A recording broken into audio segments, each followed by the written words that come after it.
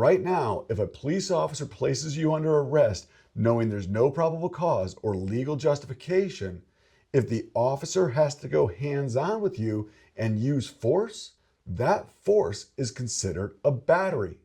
The officer is committing a criminal offense in effectuating an arrest using force if the arrest is unlawful. The legislature is about to do away with that. I'm Jeff Lauder. I'm a criminal defense attorney based out of Orlando, Florida.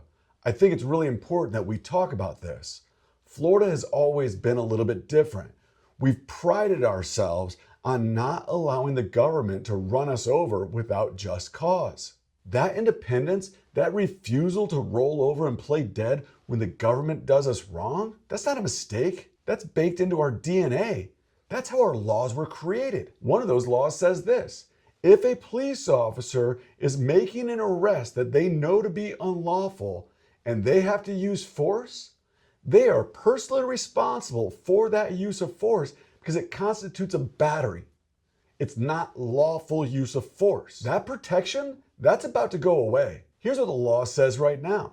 Florida State Statute 776.051 has been on the books since the 1970s. Subsection 1 says, a person is not justified in the use or threatened use of force to resist an arrest by a law enforcement officer or to resist a law enforcement officer who is engaged in the execution of a legal duty, if a law enforcement officer was acting in good faith. So if the officer is acting in good faith and the officer is performing a legal duty, you can't resist him with force. Nobody is questioning that at all. Been on the books for 50 years. But there's another side to this. Let's take a look at subsection 2, which says, a law enforcement officer is not justified in the use of force if the arrest or execution of a legal duty is unlawful and known by him or her to be unlawful. That's the citizen-officer contract. The citizen cannot use force to resist a lawful arrest. And likewise, an officer cannot use force to effectuate an unlawful arrest. That would constitute battery. Both sides have limitations here. Now let me be clear here what I mean by resist arrest. You can't use force to resist any arrest, lawful or not, but you can passively resist an unlawful arrest. So what does passive resistance mean? Let's look at the Orange County Sheriff's Office use of force matrix. And you'll see here that passive arrest essentially means you're a limp noodle, non-compliant. But the moment you take active use of your muscles by bracing, tensing, or walking away, at that point in time, you've raised the level of active resistance. And I think you might be in dicey territory there, even if the arrest is unlawful. So here's how this plays out. Assume you're subject to an unlawful arrest today.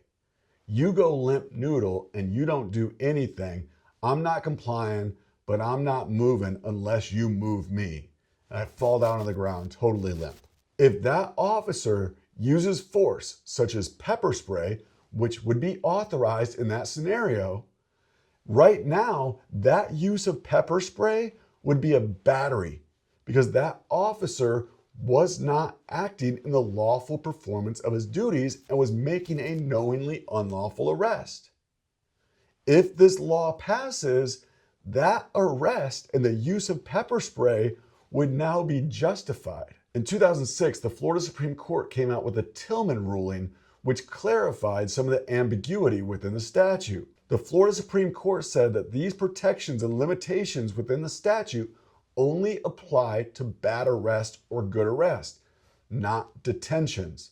So a traffic stop would not carry these same protections. So for the past 20 years, this law has been on the books as written by the Supreme Court, and we've had no problems with it. But now in 2026, we enter the Jason Raynor Act. It's already passed the Senate 31-4, and right now it's just waiting for a vote in the House of Representatives. This bill really does three separate things. First, looking at the Florida Supreme Court's 2006 opinion, it adds the word detention in addition to arrest. So now these protections also apply to police encounters, not formal arrest situations. If we stop there, no problem. But that's not all this bill does. In addition to adding some language to subsection 1, it also formally deletes all of subsection 2. So that limitation on the officer beating your ass in an unlawful arrest, he's still protected. Even though his arrest is unlawful, he can still pepper spray the shit out of you with no recourse. Officers are certainly trained in how to deal with passive resistance. Level 3 on the continuum opens up a lot of tools for them. They can pepper spray you, they can handcuff you, they can use pain compliance techniques. If you escalate, at that point in time, they can escalate their force and you could get seriously hurt. And that officer is not going to be responsible because it's not going to be considered unlawful use of force as it is right now. This bill is named after Officer Jason Raynor, who was shot and killed while investigating a suspicious vehicle. The suspect who killed him was sentenced to 30 years in prison. Officer Raynor was shot in the head. No one is saying that's okay. This is not a resisting arrest situation. This is homicide. To use his name to modify this law as if it's going to close some loophole that allows dirtbags to get off? No, it just removes a check that we had against individual officers who are acting in bad faith. Unacceptable. If you look at who's behind it, all the lobbyists, the League of Cities. What do you know? The people who have to fund the lawsuits if their officers are sued.